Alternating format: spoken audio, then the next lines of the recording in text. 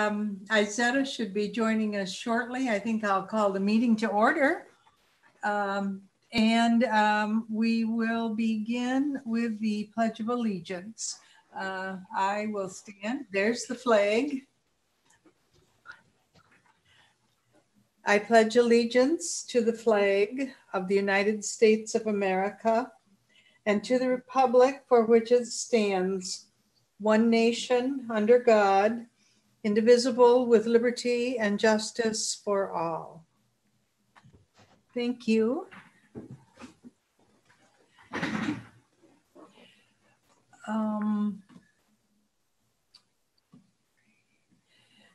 First order of business is the approval of the agenda.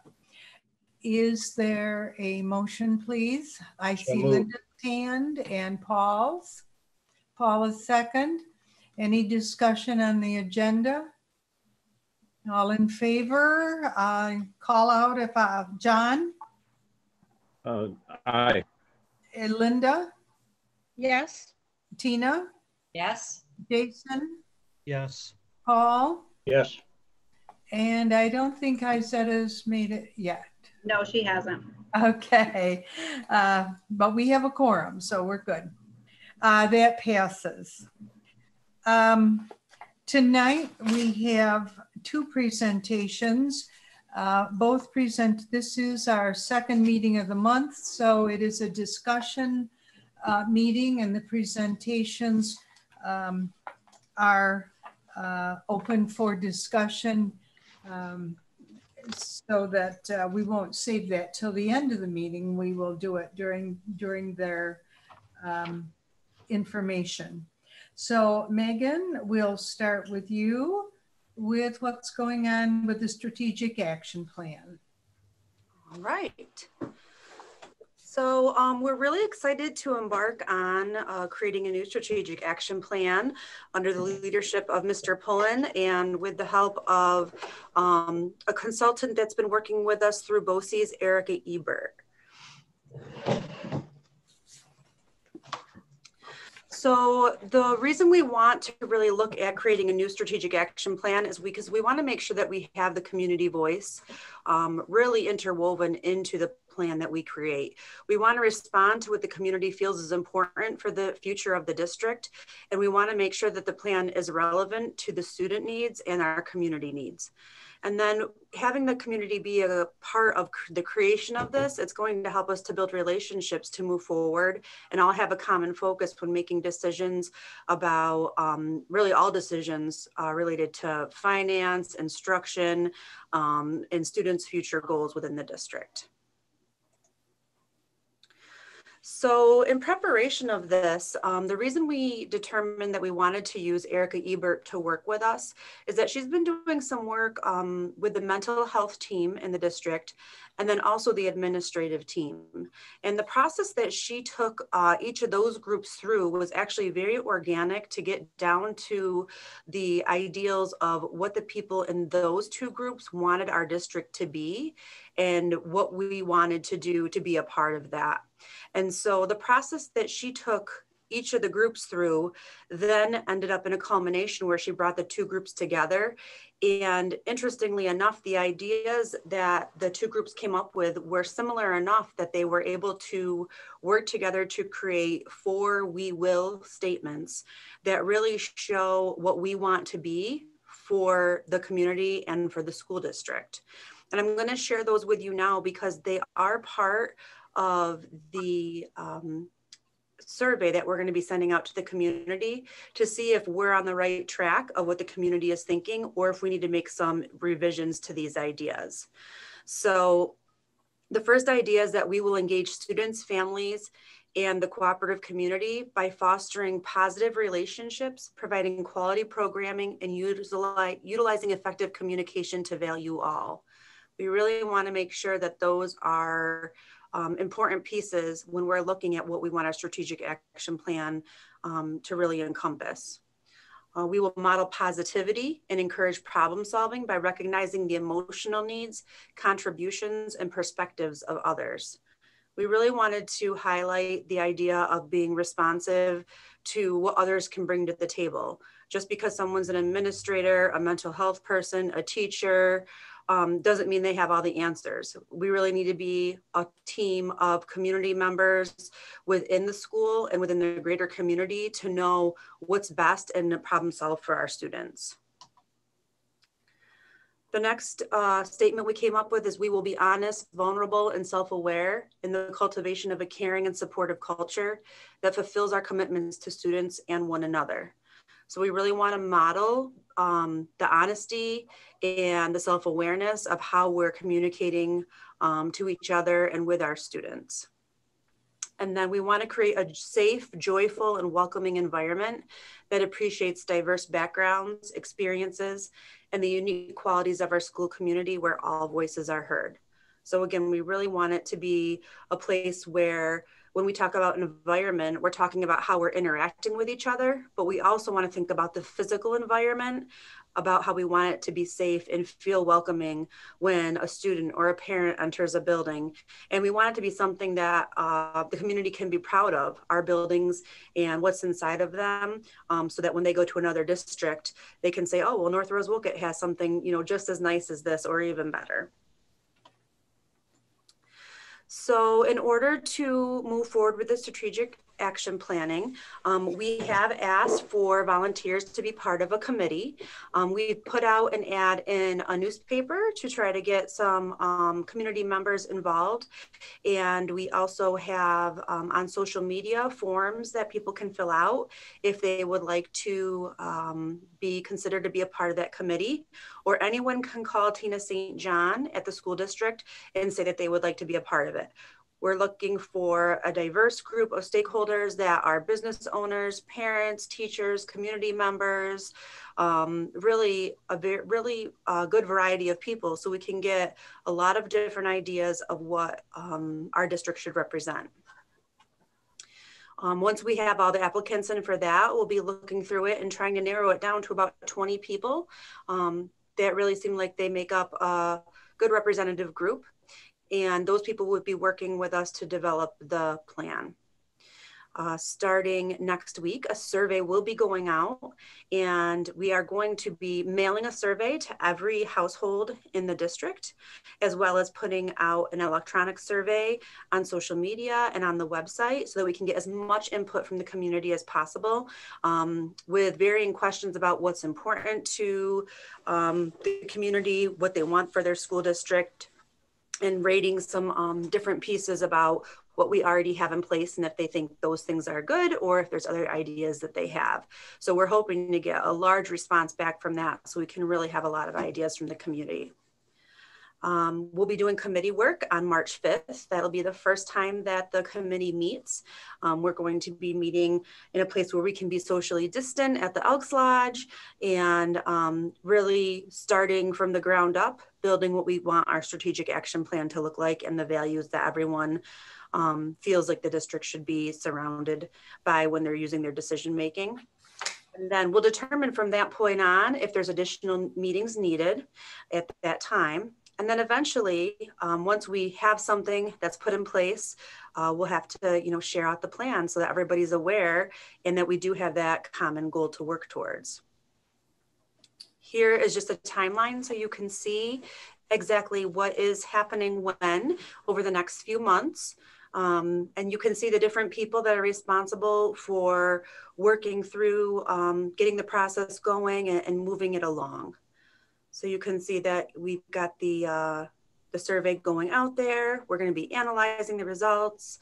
We'll be bringing the information to the committee meeting and then determining next steps after that initial meeting as far as additional meetings that are needed or decisions to be made. And then eventually, once we have the plan created with the community's input, we obviously are going to want to come and present it to the board so you're all very aware. However, we are hoping that we will have maybe 2 board members, 1 or 2 who are interested in being the committee to have that voice. We are interested in making sure we have an easy reference material. So it's something that is easily understandable to anybody who could look at it at a glance and really know what we stand for as a district. Our last plan was quite lengthy, many pages and a lot to read through to understand. So we want to make this very user-friendly. And then we'll work to figure out what's the best way to publicize the plan so that everybody is aware of it and that decisions are aligned to that. And we'll use Amanda Renko to do that because she's been working really cooperatively with us as far as getting the word out for positive public relations. And that's all that I have, unless you have questions. I have Anyone? two. Yeah. Well, I had three, but you answered one, and that was that I was wondering if you would entertain a board member being on the committee, and you already said yes, so I'd like to raise my hand, Linda, if Cinda, if I could do that. Yeah, I'll ask that all the board members who are interested let me know, and then if we have more than two, we'll have to draw the names from a hat, I guess.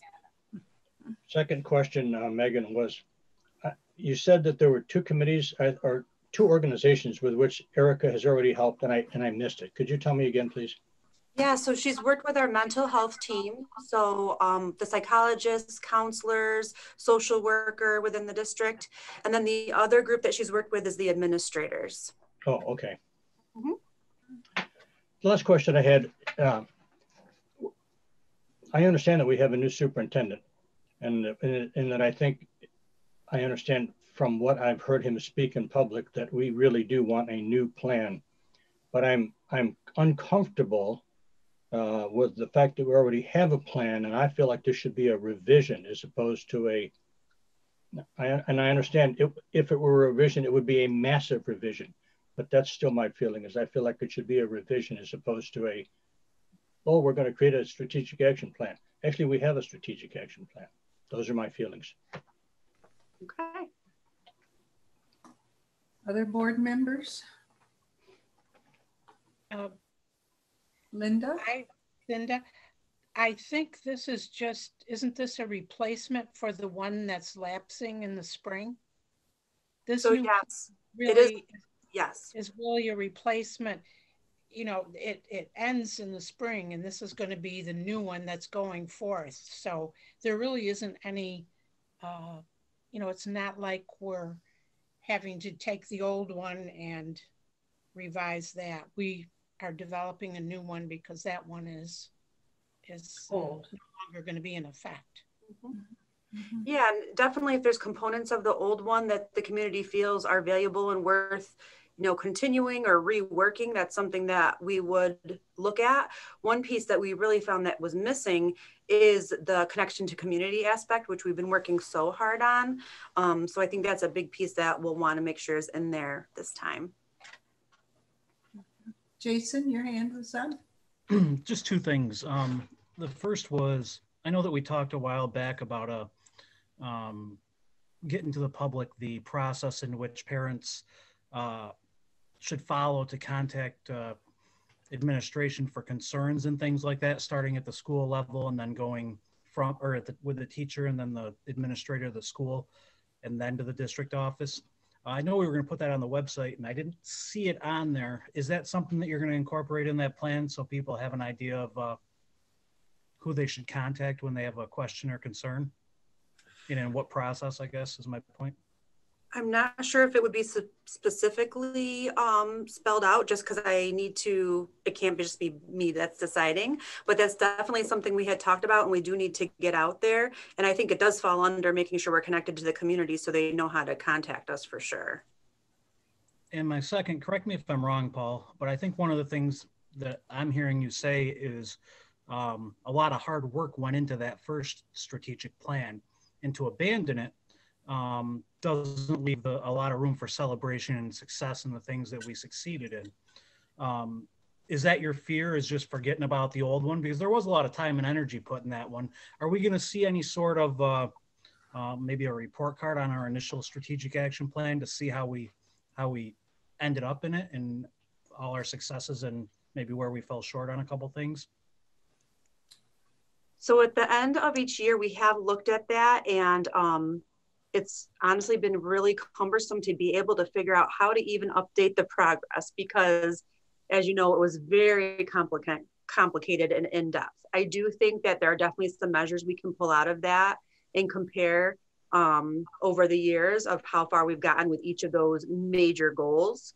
And that's something that we could definitely do to kind of finish that one out and kick off the new one. Yeah, some sort of way to identify, like I said, just give credit where credit's due on the people that made things happen with that initial strategic action plan, and make it a continuation. I mean, I guess that's all I'm saying is we had a lot of people involved. So that's kind of where I was coming from, Jason, was I just didn't want to diminish the effort and particular community members that had worked so hard to put that together. I wasn't here when we built the first plan.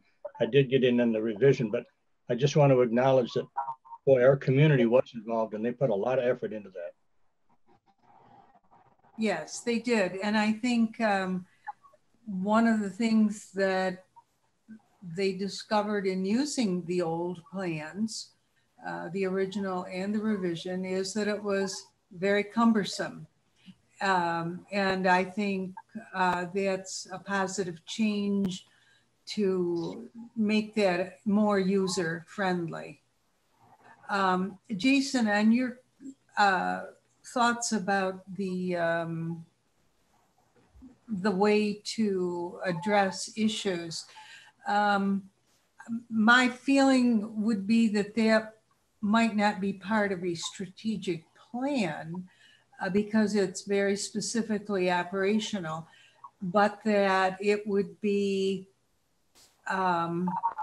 that part of the plan would be that there will be ways to address your issues, but maybe not the specific steps that they would go through, and that should be on the website and Facebook and yeah, I think we talked about newsletters, those kinds of things. I think there's a process map, if I remember right, in our handbook, and all we were going to do was mirror that to either the website or the Facebook page, so people knew where to go when they.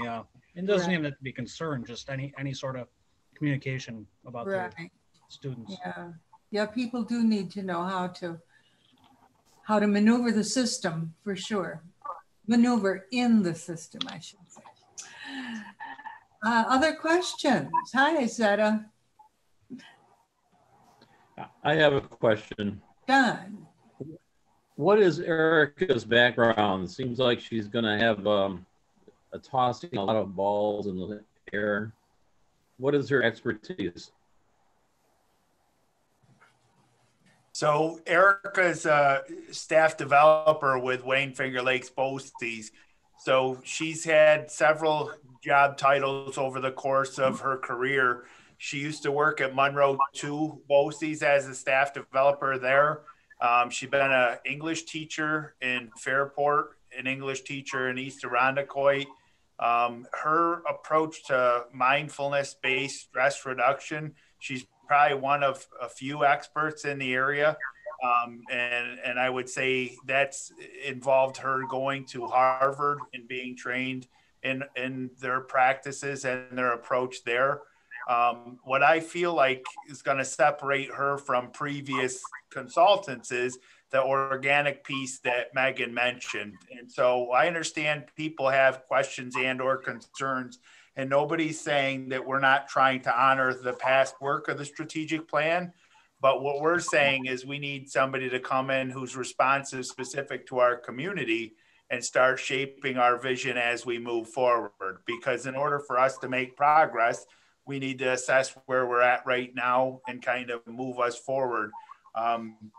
We feel that her work specifically in that frame of thinking is going to be beneficial because, you know, we have classroom teachers that are checking out her YouTube series where she actually has practices that go in for our elementary students.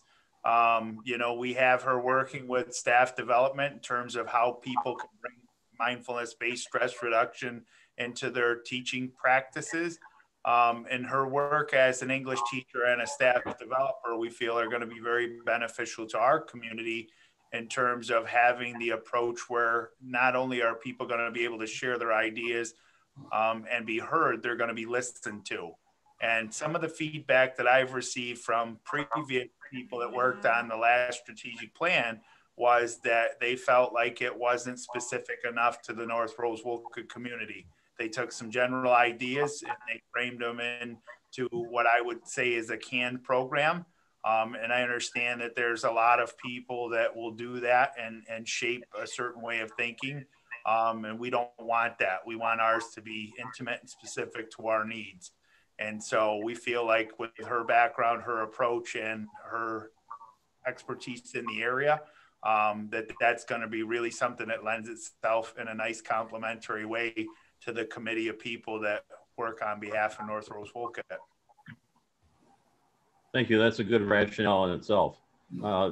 Maybe in the new plan, a short, concise evaluation of each part might help the whole situation of evaluating it in 2, 3, 4 years, whatever the time, and build it in. That goes without saying, and I think that that's the piece that we have to measure and assess where we are. And so at the conclusion of this year, as Linda stated, we're going to have to evaluate the progress that we made under that model. And when we do that, there are clearly areas that we can point to that lend itself to success. We went from a middle school that was on the state lists. We've made certain academic progress, and we want to celebrate that. And no one's saying that the work wasn't appreciated or valued, but in terms of moving us forward and having a plan that really highlights continuity, it's time to revisit that. And again, to measure our success and to celebrate that, but also to say, where do we want to go? Because we can't settle. I think we were well served in starting with the plan as it was. It was, as you say, it was fairly general, but because we had no idea what a strategic plan should encompass, we've worked with it, and now we're zeroing it down into something more specific to us.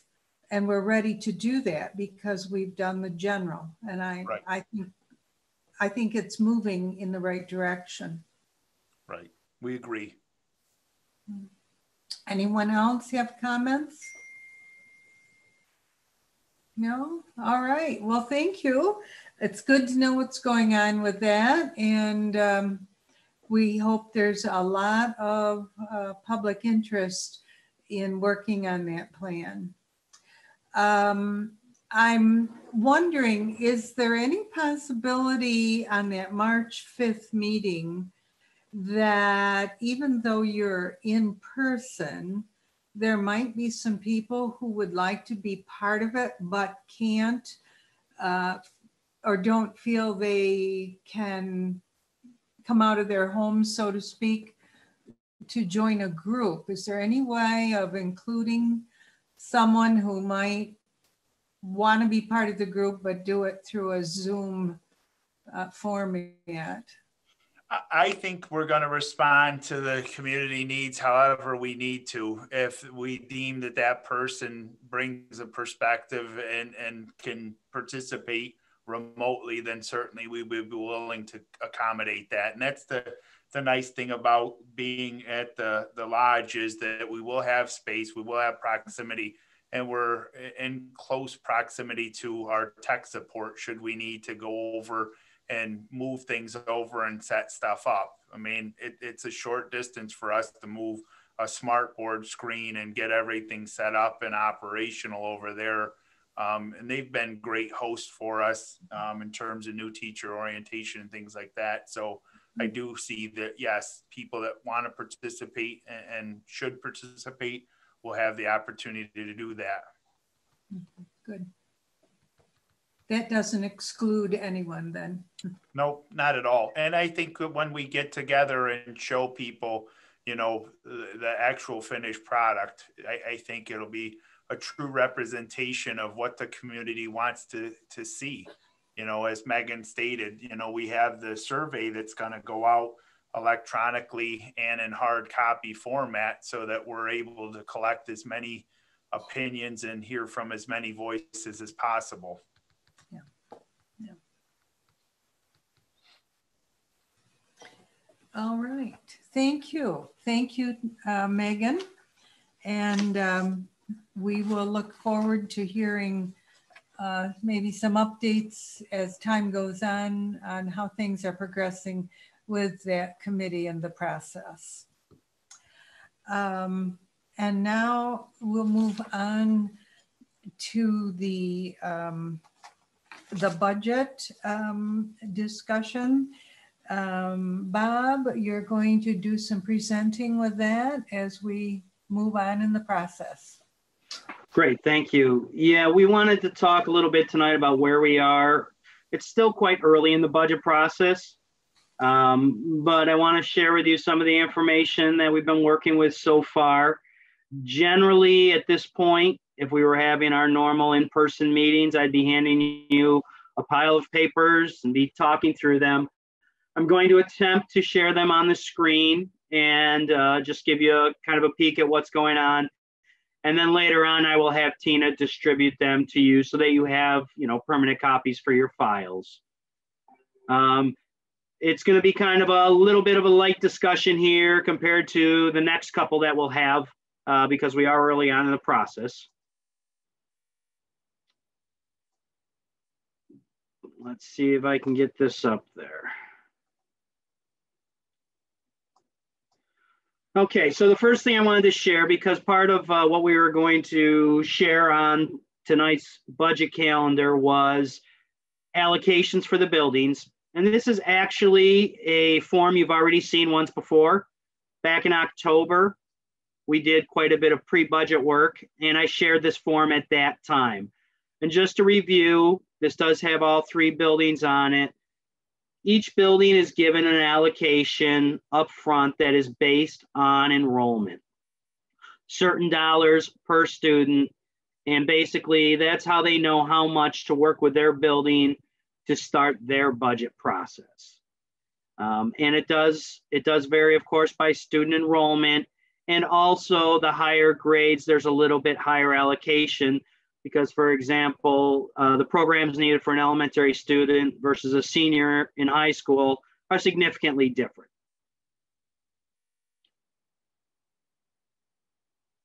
Okay, in addition to this per student allocations, we do conscientiously make a decision to put $1,500 into each building's budget to support PBIS activities. And we do allocate funds for student supplies for those K-8 students. So as we get into staffing, there's a lot of staffing decisions that it's very early. We're not ready to make recommendations for next year yet. But basically what I can tell you is pretty much our current status quo and the positions that we have across the district and what we have for salaries. Now, the first piece I've got here is our clerk typists across the district, our secretaries, and these are all part of the service employees bargaining unit. So I'm able to go across and make projections about what salaries should be for each of these positions in the coming year. We do have a full-time clerk typist in the athletic director's office. In CSE, one of the reductions we made for the budget process last year was going from 2 full-time secretaries there to 1.5. So we do have one that's there full-time, and we have one that's actually half-time there and half-time at the middle school. The middle school used to have 2 full-time secretaries plus one for the guidance for 2.5 total. They now have, they used to have 3 total. They now have 2.5. Color coding, I'm going to just scroll to the bottom for a second. Whenever you see this blue, that means that is a position we are able to support through grants. So it actually will not be included in the budget when we put the general fund budget together. Specifically in CSE, we have 2 special ed grants, 611 and 619. And through those, we're able to fund a full secretary position and part of the partial one. Yellow means part of the salary is funded by the grant, not the full amount. And when I say salary, in addition to salary, that's also associated benefits. So when we have a person that's coded as blue, we pay for everything associated with that position out of a grant. At the high school, we have 3 full-time secretaries. As I said, 2.5 at the middle school, the 2 full-time and half of this one up here. 2 at the elementary school. And as you know, back this past fall, we added a position in the transportation department. We have not been able to fill that yet.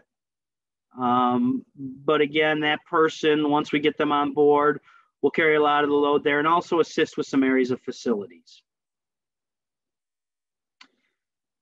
Next group I have are our aides and monitors. And I've added a column to the far right that just shows the focus of those aides and monitors, whether it's associated with special education programs or just supporting our general ed. And a lot of our aides are associated with needs, special needs of our students. And the high school is listed first here. I've sorted them by building. Green is a little different. This position right here in particular is currently vacant due to a recent retirement at the end of December. It's likely that we probably will abolish that. We're just not ready to quite fully make that recommendation yet. We need to make sure all our needs are covered.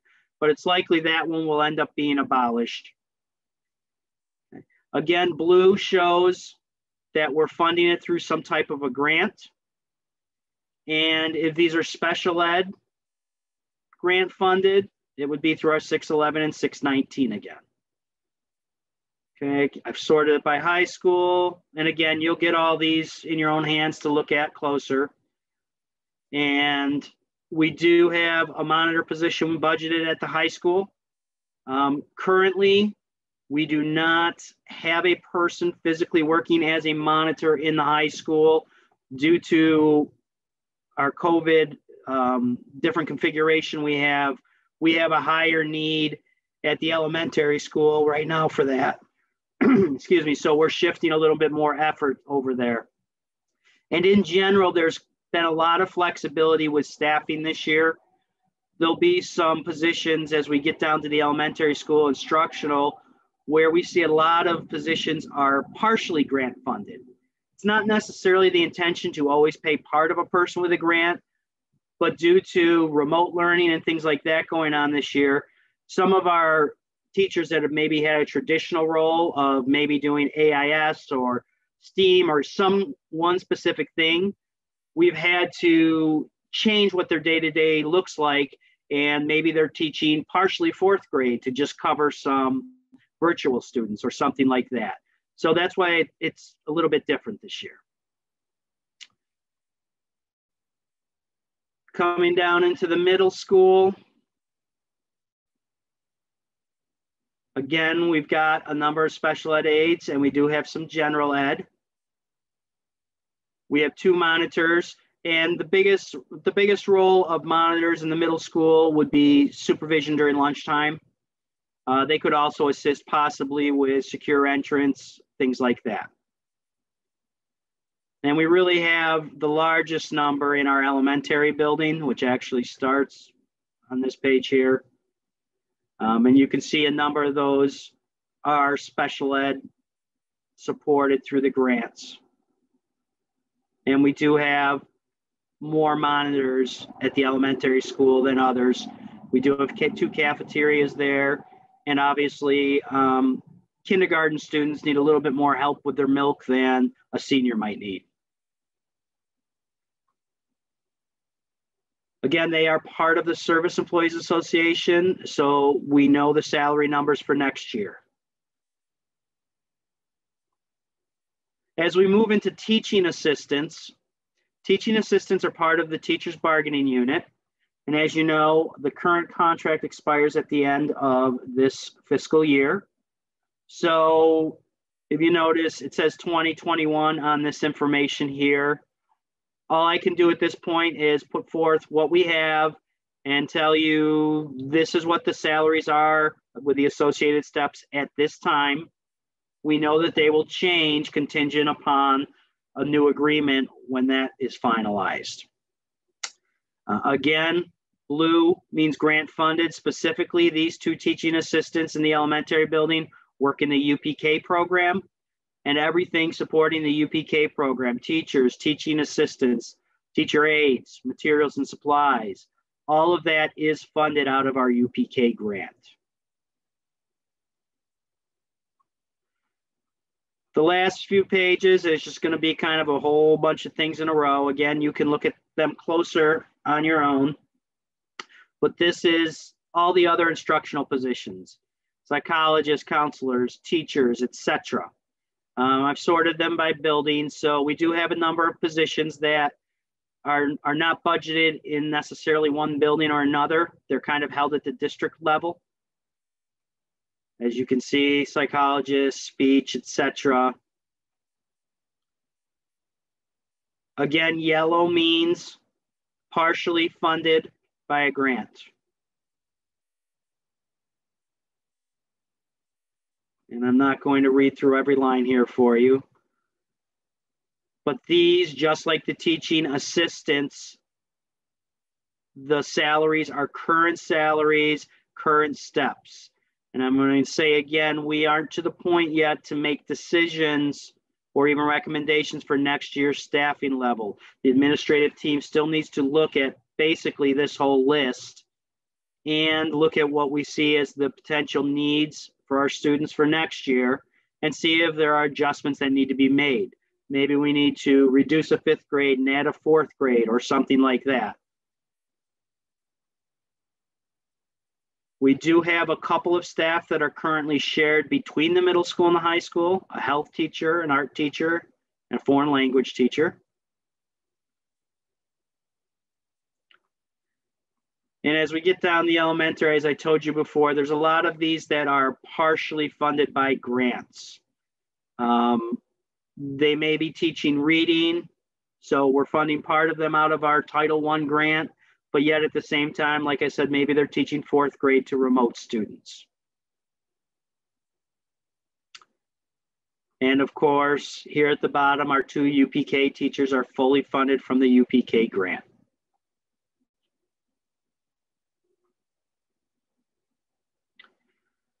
Getting into the facilities department, because that's one of the 2 areas we're going to touch on tonight.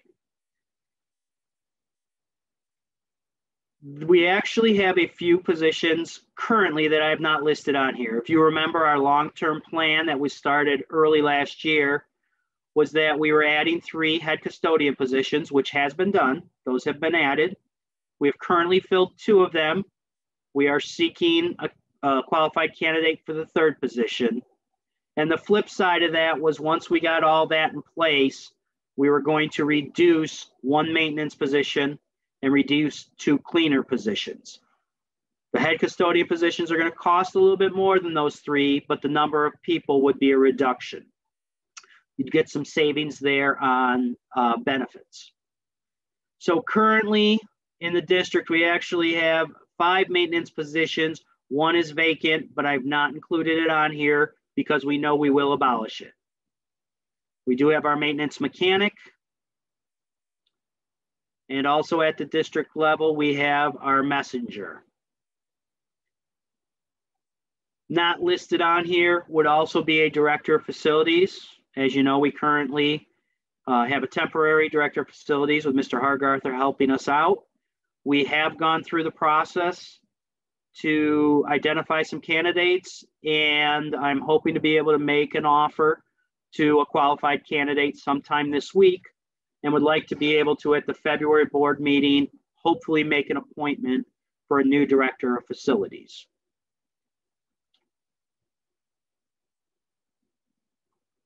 Cleaners, we have, I believe, 13 across the district, as well as the 3 head custodians.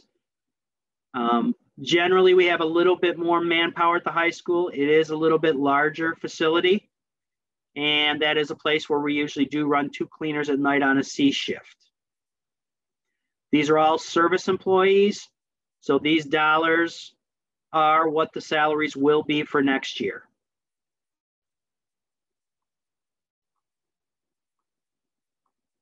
Having those finalized numbers helps me to be able to go ahead and put some information into an actual facilities budget here. I'm going to zoom this one up a little. Okay, now just to review for you, in facilities, we basically have two category codes. We have the 1620s, and down below here we have the 1621s. As a reminder, 1620 is everything that has to do with the buildings. So taking care of boilers, cleaners working inside, toilet paper, all of that falls under 1620.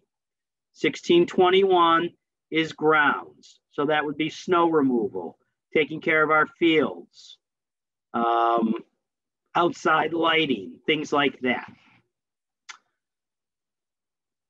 And I've just kind of identified areas where you might see kind of a large change or larger than normal that might draw attention. I've tried to give a little bit idea of what's going on. Now the equipment budget for 1620, again, that's for inside of our buildings. It's actually a very large decrease. I'll tell you the things that we are looking to budget in there are a few, I believe 3 upright vacuums to be replaced, 3 backpack vacuums. We kind of having them on a rotating basis. We do 3 of each every year. We've got $5,000 identified just for miscellaneous shop tools as we need them. Maybe we need a new drill, something like that. At this point, I've included $20,000 for a narrow scissor lift. This was actually an item that we put in our budget last year. And as we went through the process and really had to make some major reductions, this was taken out. We would like to be able to get this piece of equipment. This would allow us to service lights in the gym, lights in the pool area that are out over the pool, etc., without having to have someone from BOCES come in and do service for us at different times. We'd be able to maintain them. We could do parking lot lights with them, etc. Additionally, I have a note here. Last year we had $91,000 in this. We also had some of our contingency listed in this. So as you know, whenever we build our budget, we have to have some contingency, meaning money to cover unexpected costs. Utilities could go up, fuel could go up. We might have special ed students that have high costs move into the district. So what we did last year was, instead of maybe putting that contingency in some of those other areas, we actually put it into our equipment codes purposefully, because as you know, an equipment code is one of those items that cannot be increased from our budget. So many times we transfer money from one budget code to another, from a 4th grade teacher's salary to a kindergarten teacher's salary, or from electricity to gas. All of those are fine movements for us to make, but we can't increase what we budget for equipment. So we've started taking the approach of taking our contingency and putting that in equipment codes up front, so that if we have some type of an emergency come up where we've got to make a major equipment purchase, we've got equipment funds available. But the nice thing about them being there is we can move it out of equipment into other codes. So let's say we had a high cost student move in. We could move contingency money out of an equipment code into that area, but we couldn't do vice versa. So we may, these are numbers that I really see as our needs in facilities, but before we finish the budget process, we may put some contingency money in this area. You'll see the same thing when we get down to the 1621 code. Most of these numbers are pretty in line from year to year, our utilities. We do have a fairly large reduction here in the miscellaneous expense, and this is specifically because we do not anticipate having to have rental for the district office for next year. I've had to up the number a little bit for our building equipment repair. As you can see, At the end of 1920, we actually spent $155,000 that year.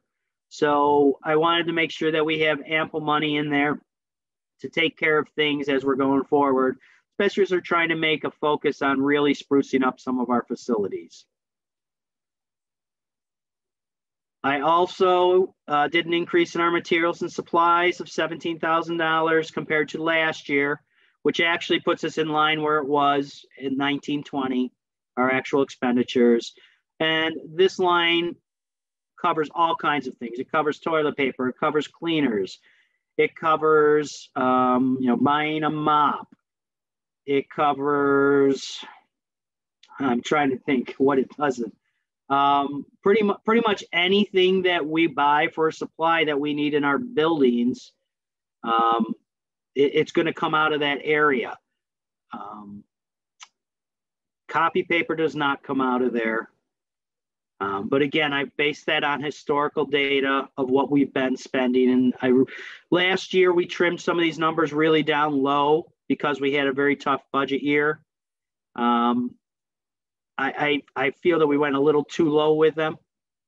We've had some good savings this year in certain areas, but we can't anticipate that in the future.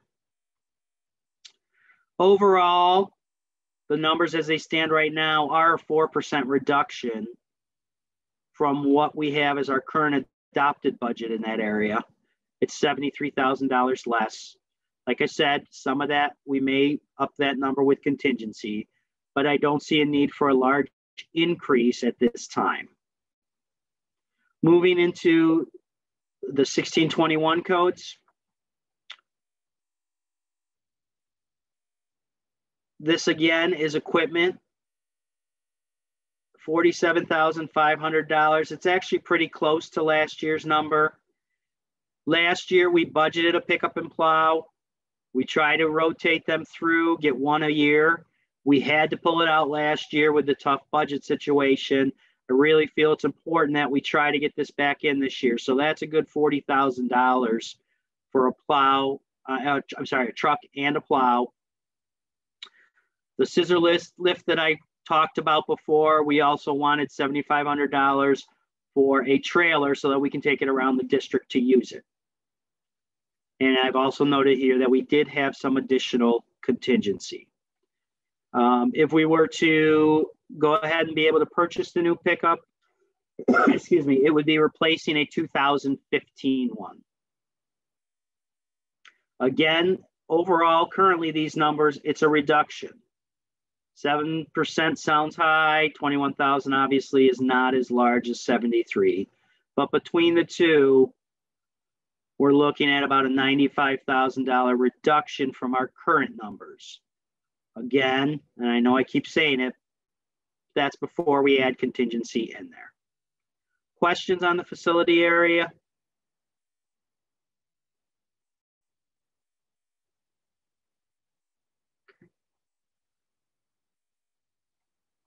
Moving into transportation, again, these are service employees, so our salaries are known.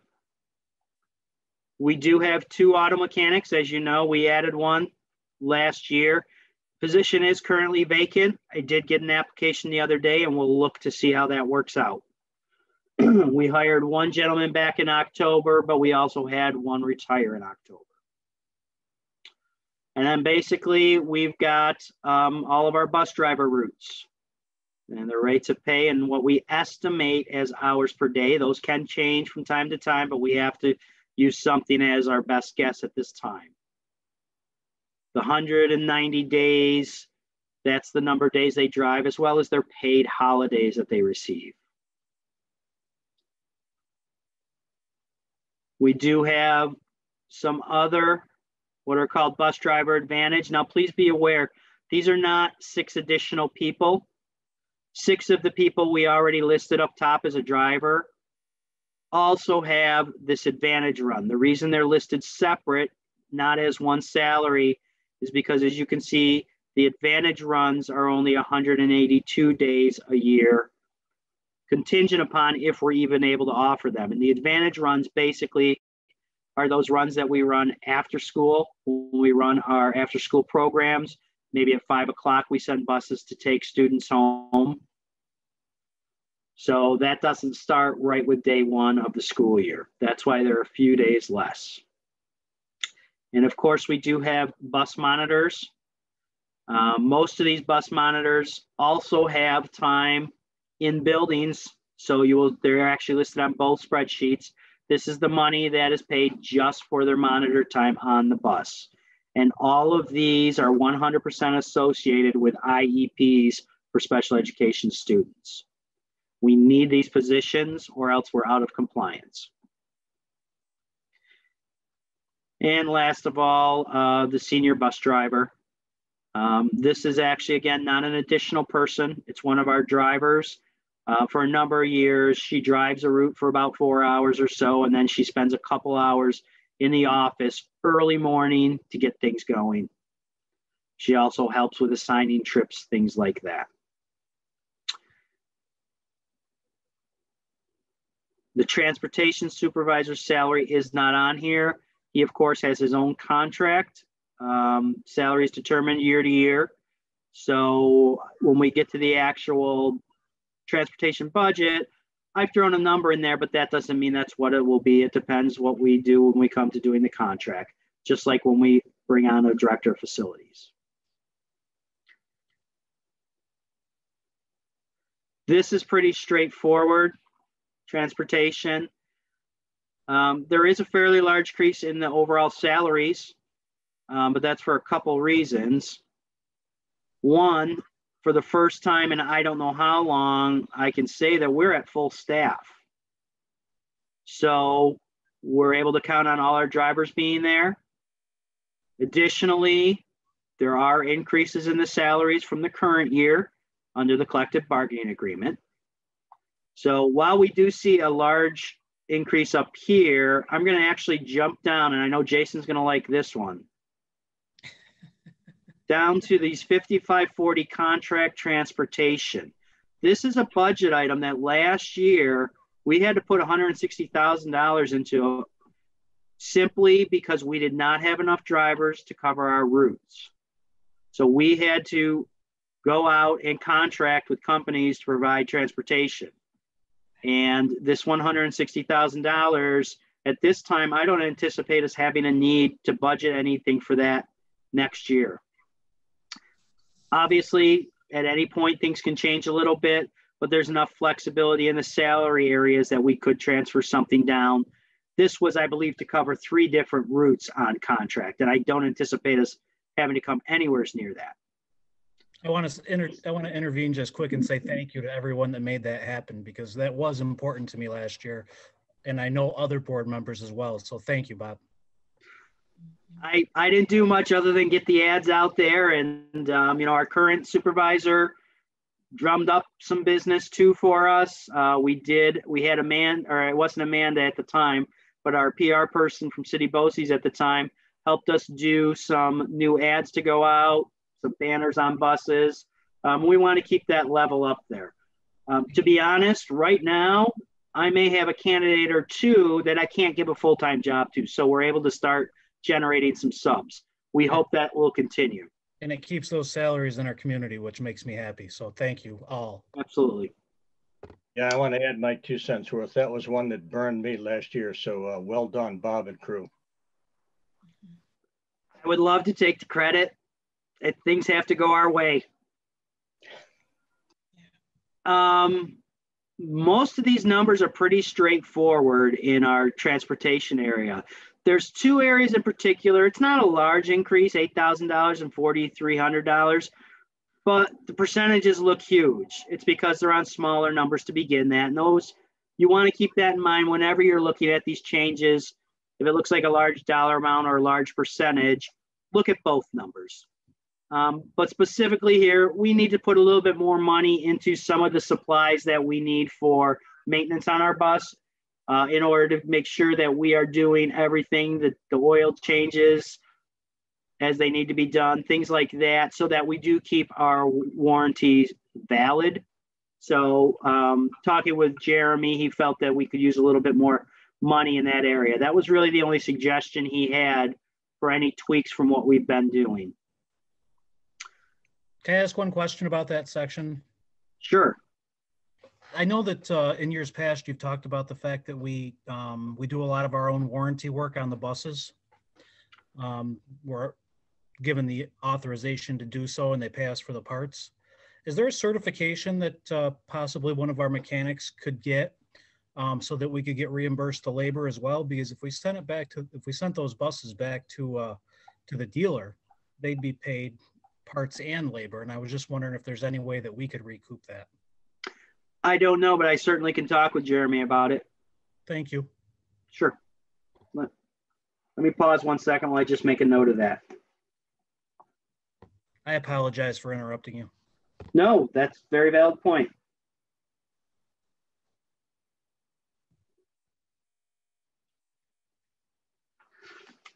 Okay, those are all the 5510 codes, which are basically our transportation services. We also have 5530 codes.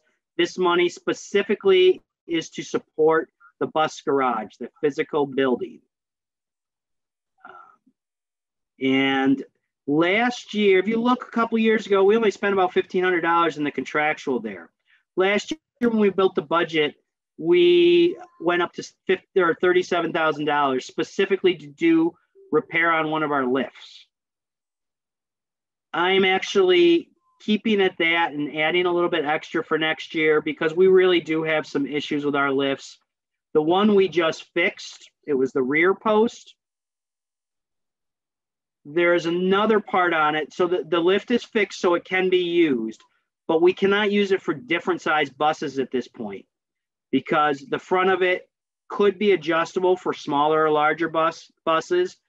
But due to time on that, we have repairs that need to be made there now.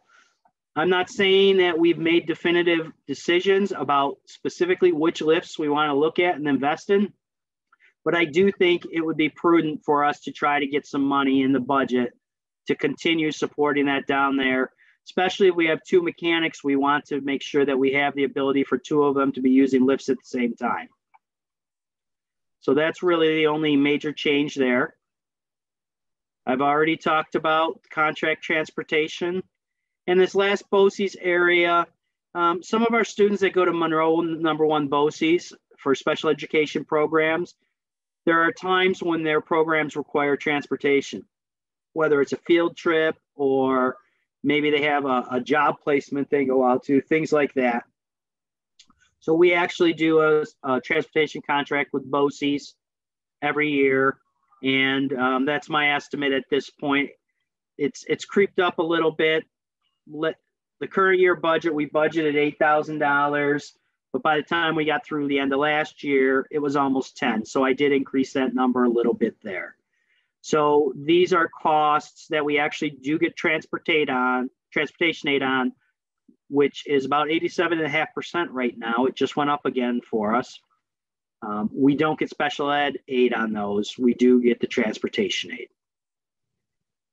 Overall, though, these numbers that I've put here show almost an even budget. It's a slight reduction at this time. Any questions on the transportation budget? I have a question. Yes. Bob, I wondered, going back to drivers for the Advantage program, because we have a hybrid situation for instruction, is Advantage busing happening every day or? It's not happening this year at all. Okay. I wondered about that if it was because, you know, technically being a hybrid, I assumed kids went home at the end of the school day. Yeah, our after school programs are mostly all virtual. Oh. So they've adapted that for them. Correct. We'd love to get them back in, but we've got to be able to put those things in place. But our plan will be to provide that transportation once it's back. Okay. And the last thing I have to share tonight is also under the idea. This is forecasting, but I was curious. I'm sorry, do you have another question? No, thank you. Okay. Yeah. Last thing is talking about our bus purchases. As you know, we do put a proposition up every May For purchase of buses, we are on a 5-year replacement with our buses. By doing the 5-year replacement, we have warranties on them. We get very good money when we trade them in. And like I said, we're at about 87.5% reimbursement rate from the state right now. And that money comes to us over the 5 years. I think most of you are pretty well versed in what our plan is there because you've heard it many years in a row. So we have a regular rotation we go through. When the bus is 5 years old, we trade them in. So specifically this year, we'd be looking at 2 of our 64 passenger buses, trading them in, getting new ones. 3 of our 30 passenger buses, trading them in, getting new. And 1 wheelchair accessible bus. It's time to replace that one also. After trades, our net cost will be just over $480,000. We do get a little over 87% back in transportation aid in the next 5 years. And whenever that aid comes in for our for our bus purchases, we then take that aid and the board does a resolution to put that dollar amount right back into the reserve to fund the future purchases. This will allow us to maintain our 5-year replacement plan. And we're going to ask the community to authorize, they basically are authorizing 2 things. 1, allowing us to purchase buses. The other thing they're doing is we're going to ask them to authorize us to take money out of the capital reserve to pay for the buses. And just a summary of where we are. We have 2 capital bus reserves. Together, there's just over $1 million, almost 1.1 in them. The one that was established in 2016, and I want to remind you, we put money into a reserve. Once we take it out, we can't replenish it. The capital reserves are a one-time fund. So with our number being $480,000, and we currently right now have $477,000, we'll earn a little more interest between now and the end of the year. We may be able to fully fund this purchase out of the 2016 reserve, but there's a good chance we might come up a few dollars short. So we'll just take the remaining amount needed out of the 2019 reserve. That currently has $613,000. And that has not been funded with this year's aid yet. So my guess is $300 and some thousand will be going in later this year. So that will mean it has about $1 million, which, as you can see from what we spend per year, that'll cover a couple years. So we're always running a couple years ahead. And we do have room to still fund at the bottom here, almost $1.4 million. We haven't put that much into the 2019 one. It's fairly new, so we'll be funding that in the next few years, 3 to 4 years. Any questions on our bus replacement plan or the proposition?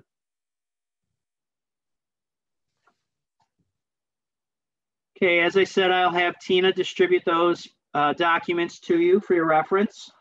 And the next time we discuss in February, the 2nd February meeting, it'll be a lot heavier. We're going to look quickly at special ed and athletic, just like we did with transportation and facilities. And I will share with you my best estimates of the governor's proposal for state aid at this time. The big thing that will take the bulk of our time is we will do our annual discussion of our funding and use of reserves policy and what potential changes may need to be made for a new adoption of that when it comes to June. And that's all I have for tonight. Thanks, Bob. Linda, can you see now? Can you see everyone? You got to unmute. Let me unmute you. Yeah, it's back. Okay, you're back now? Okay. Yeah. For whatever reason, when Bob put up his presentation, my picture went blank. And so I wiggled around a lot. It's because all I had to do was listen. Did any of you have any, or do any of you have any questions regarding Bob's presentation? It was certainly very thorough and easy to understand. Thank you, Bob. Paul has a question. Yeah, I had one. Who does? Paul. Paul. Oh, okay, Paul. Yeah, Bob, the very first slide you put up was the one that you had given to the administrators back in October. Yes. Do you have any feedback from the administrators on that? I mean, are there any like alarms going off? No. And basically, like I said, those are the general allocations year to year. There is a process where if they have a specific need that's on a larger scale, maybe they want to implement a new program, or maybe we need an additional position, something like that. We have a separate process with a form that they kind of start out as the first piece, giving information about how it supports, the standards and our goals. And they submit that, and then we sit down and we have a conversation. But that wouldn't come out of the normal allocation. Usually they're able to manage year to year with the basic general supplies. Okay, thanks. Yeah, I remember some of those, and when we added a course or something. So good, thank you. Sure. Jason? Bob, first off, I'll say thank you again for another great presentation. It's like every year that we come here, you give a great one. So I'm not looking to add any work to anyone's plate, but do you keep a list of, so say your fourth grade teacher use program X, and that was in last year's budget, and then this year's budget, it might go up a little bit because you changed to program Y. Do you keep a running list of what drops off every year from the budget, or? I do not track the programmatic side of it by any means at all. Well, I'm not talking necessarily just programs, but for the new budget, if you're having addition, are we where we're saving, where we're funding it from, like it's hard. I don't know. It's hard to explain. I'll tell you where this came from. I read an article about government pay-go, and essentially what it is any legislation that comes forth that's going to have an impact to taxpayers, they have to have an equal savings for taxpayers. And I know that I'm not asking you to do that by any means. I'm just saying, do we have something like that in place that shows where we've cut some things as well? No, not necessarily, but that is kind of the way we operate.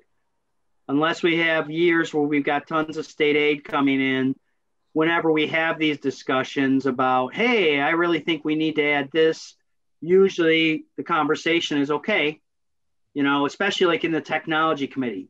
Oh, this is a great new program. We want to use this with all our kids. That's great. What piece of software are we no longer going to use to fund that? But I'll be honest, no, I don't keep a tally of that. Okay, I wouldn't expect you to, but as long as we know that that's actively how you're doing everything, I mean, it sounds right to me. We have to. We have so many costs that are going to naturally rise that we can't control. That means that we need to be very diligent to look at everything we're using, and if this is the direction we need to go, there's an old direction we may need to let go of. Thank you. One more, Cinda. I see your lips, so I think you said yes, Paul. Yes, Paul. Yeah. Bob, thank you. I'm looking forward to getting the new one. This has been the best document. This was from last year that I think I've witnessed from our admin team since I started going to these as a PTSA member back in 2005. So thanks for producing that for us. Looking forward to the next. Absolutely, we'll get it out to you. Bob, when you were talking about the bus garage, the facility, I remember when we walked through, did our walkthrough, it seemed to me there were quite a few things there that needed some upgrading, from the outside of the building to interior work. Is that all part of the plan, or is it put on hold, or are we looking for different funding, or? A lot of those items are really not high cost items. And once I get a director of facilities back on board, and I've got my new transportation supervisor, we can put together a plan for that. Most of them, though, are not high cost. Okay. Ideally, we could use very high cost improvements. Who wouldn't love a brand new facility? But that would be a capital project piece at that time. But as far as getting it painted on the outside, shining up some of the stuff inside, that's stuff that we can manage out of the transportation and the facilities budget between the two. But of course, if I'm taking it out of the facilities budget, I'm going to do a budget transfer to the transportation first so that we get transportation aid on it. Yeah. Okay. All right. Thank you. Anyone else? All right. Thank you very much. And we look forward to next month when we delve into another area of the budget. We move on now to the consent agenda. Is there a motion, please, to approve the consent agenda? John, and a second, Linda. Okay. Questions and concerns concerning the consent agenda?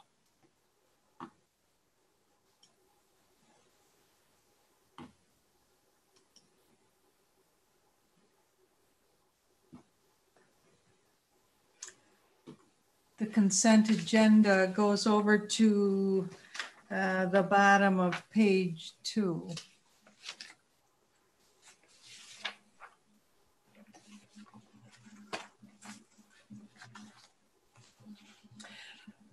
Okay, hearing none, I'll call the roll. Do you approve the consent agenda? John? Yes. And Linda? Yes. Tina? Yes. Jason? Yes. Paul? Yes. Izetta? She said yes. Said yes. She said yes. Okay, good. Then that is passed with unanimous vote. We do have good news. Usually John and Paul bring us some good news. John, do you have any tonight? I noticed on Facebook quite a few, whatever you call it on Facebook, kid pictures, student pictures from the elementary buildings, programs, which has been very nice. Yeah. And Paul? Yeah, I've got a couple. Back to Bob. There's your advertisement for your typist clerk, and the one for the mechanic. This is real. It's really a long one, but just one. Yeah, got him. This was a really nice article on Donna and her team. 217,000 meals presented to our families since March. That is awesome. We all have been raving about Donna and her team, but congrats to the whole team. Nice article.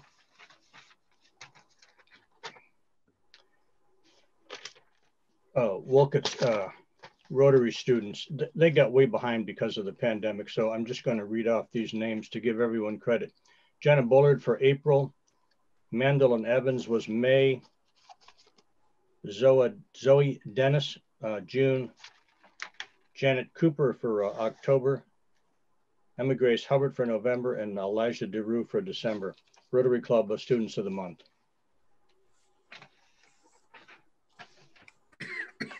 One more. Aha. Sports. Bowling team.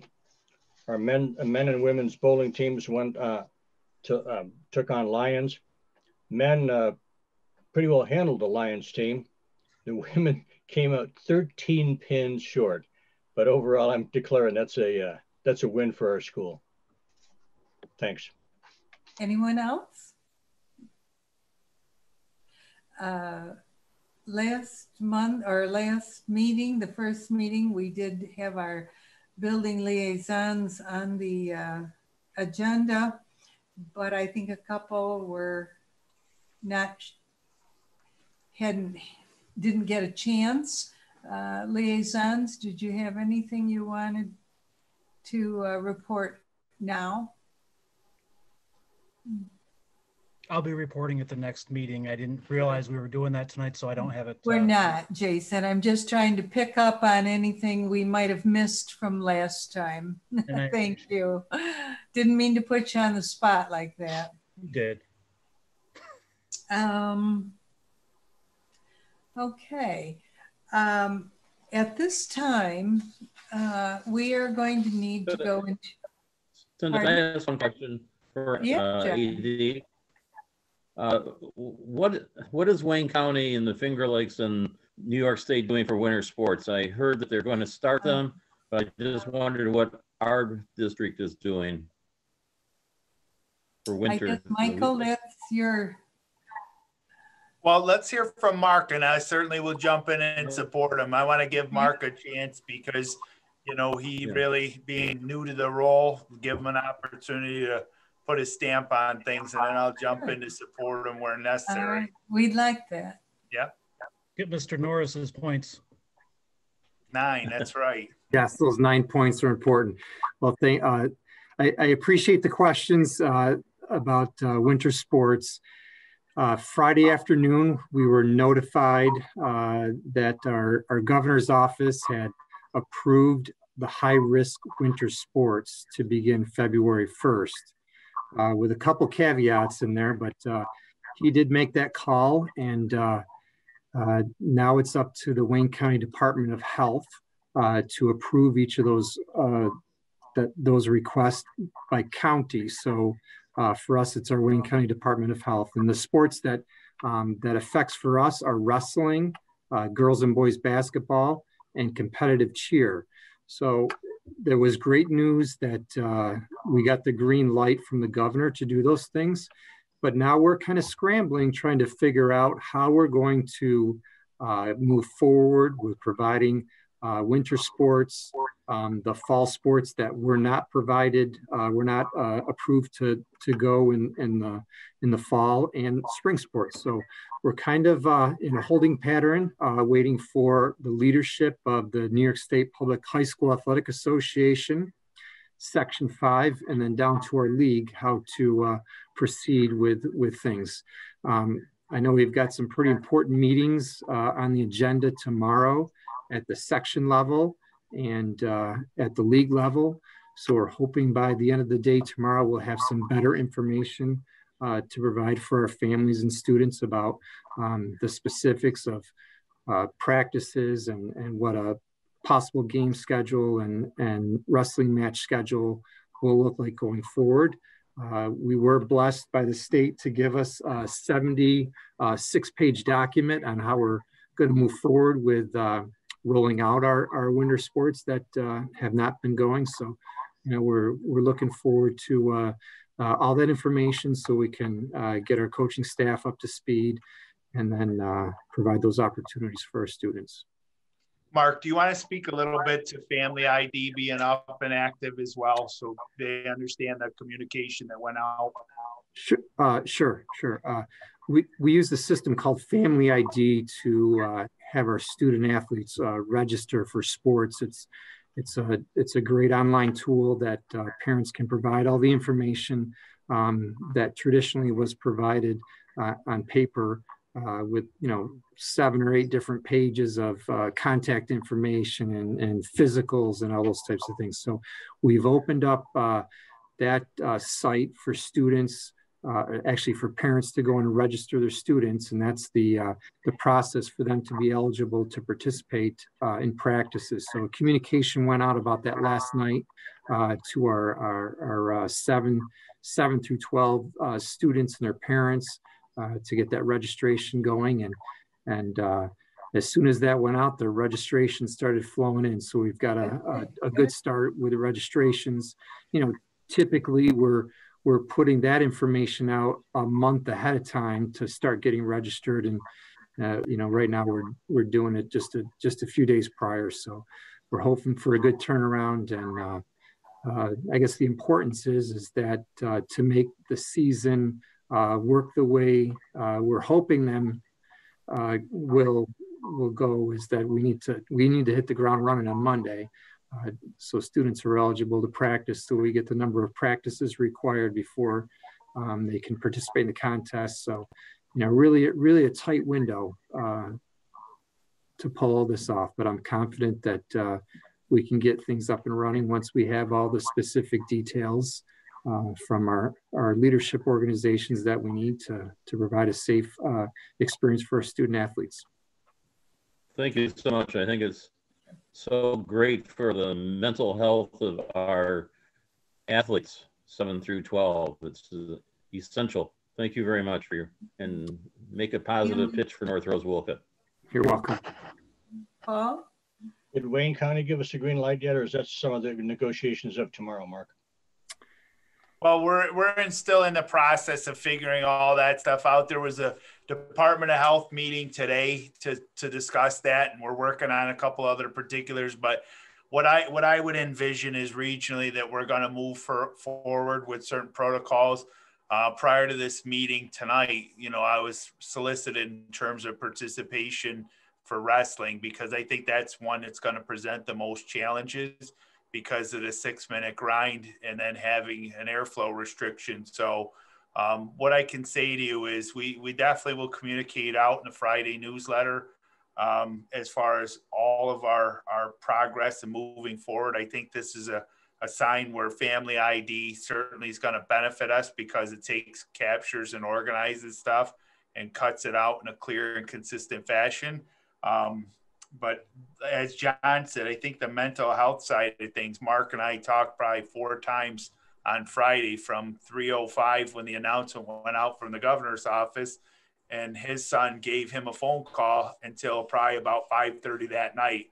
I mean, so we were getting rapid updates and going back and forth. And, the one piece that I want to commend him on is in a short amount of time, the philosophy is if we're going to offer it to anyone, we're going to offer it to everyone. So kudos to him and working behind the scenes to get a modified schedule in place and thinking forward about what those feeder programs mean for the future of our athletic teams. As you heard Quentin say last time during the board meeting, he's 9 points away from 1,000. So, and we have young ladies and young men that really need to be out and get active. And I think Mark's doing a great job of promoting that to the point where, he's even networking and getting film together for student athletes that are being recruited. And he's actively working on that. And I know one of the things that you'll probably see as a budget line in his proposal coming forward is a program called Huddle, which is going to benefit our student athletes greatly. It's going to benefit our coaches in terms of how they view tape, how they put tape together for recruiting purposes, and how they memorialize some of their competition. So, this is all very good news for us. So just, it's been a very, very good fit and a very busy couple weeks for him. So we're excited that he's got as much pedigree as he does in terms of bringing our student athletes the best. That's all very good news. Yep, absolutely. Can I just piggyback on 2 more things? I just want to say thank you to our maintenance department. As you know, last week we had several things happening at once. They were phenomenal for a variety of reasons. And I think that when it comes down to it, to have the frigid temperatures we had, to have the mechanical issues that we had, they did their very best, and I can speak to all of them. It was a team effort to get that up and running. And I really want to compliment Ted for his approach and how he handled that. And, it's nice to have the conversation about everything centers on instruction, and it pained him that we had to dismiss early on Thursday and we couldn't attend 7 through 12 on Friday. But, it's just a testament to that particular department in our organization, that everybody's rowing in the same direction. We highlighted support staff and transportation previously, and last week I think it was maintenance department's time to step up and shine. So really very, very thankful to them and their efforts. And you know, it was a pretty intense and a job that I could say with certainty I wouldn't have been able to handle, and they did it well. And also thank you to Mr. Stem from the town for, you know, his collaboration and his work and support with that maintenance department. And then lastly, I would just like to say thank you to Mrs. Weber and her first graders. You know, Megan and I had a chance to go in there today and listen to some of the great things that they're doing as far as readers and writers, and, you know, to see how teachers are very creative and using slinkies to stretch their words and the rich vocabulary. And wow, how impressed I was with that group of young men and young women. They were dressed to the nines, and I have to say, I was very, very happy to receive that invitation. So kudos to Mrs. Weber and her first grade class. Great, great, thank you. Good to hear. And I have a special place in my heart for first graders, so well done. At this time, we do need to move into an executive session. To those of you who are tuning in to us, we probably are going to come back into session and probably do some business. So you may want to hold on while we're after we leave you. So at this time, I would need a motion, please, to go into executive session for the purpose of the board to discuss the employment history of a specific individual. Jason, and a second? Me. Do I see a second? Izetta. Izetta, okay, great. Any discussion on that? Then all in favor, John? Linda? Tina? Yes. Jason? Yes. Paul? Yes. Izetta? Great. Motion is carried. And Tina, Tina St. John, I'll turn it back over to you to do the logistics of getting us into executive session. Okay, the board will stay. I'll have to ask all the public to leave. Mr. Poland, do you have an idea about how long before they should expect to come back? I would say play it safe and let's go with 20 minutes. So approximately 10 to 8. All right. Carrie, okay, Lois, are you going to leave us, please?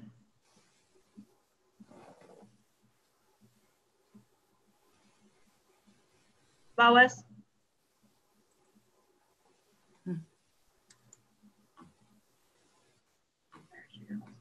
Give me just 1 second to stop the recording. Thank you. Okay, Cinda, we're set. All right, welcome back. At this time, I need a motion for the board to accept an addition to the agenda. A motion. I make a motion. Oh, Tina and Izetta. Okay. Any discussion? All in favor? John? Yes. Linda? Yes. Tina? Yes. Jason? Yes. Paul? Yes. Izetta? Yes. Motion is carried. And so I need, this is the resolution that is being presented. Be it resolved that the Board of Education, upon recommendation of the Superintendent of Schools and pursuant to education law, accepts the resignation for the purpose of retirement from William Bona as a teacher effective February 15, 2021. Is there a motion? So moved. I make a motion. A second. All right, Izetta and Paul.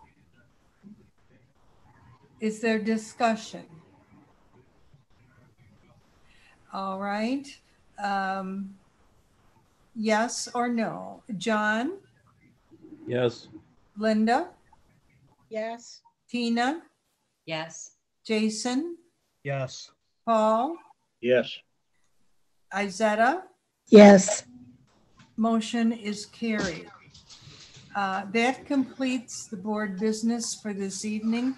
May I have a motion to adjourn? I make a motion. All right, Izetta. Linda and Izetta. Any discussion about that? All right, all in favor. John? Yes. Linda? Yes. Tina? Yes. Jason? Yes. Paul? Yes. Izetta? Good night. Yes. Thank you, everyone. Good meeting, and have a good evening.